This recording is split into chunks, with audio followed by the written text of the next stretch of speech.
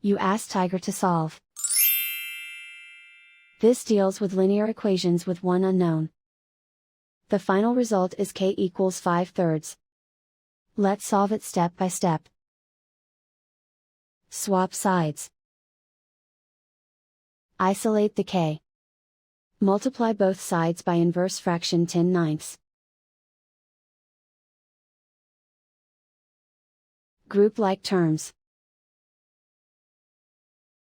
Multiply the coefficients. Simplify the fraction. Multiply the fractions. Simplify the arithmetic.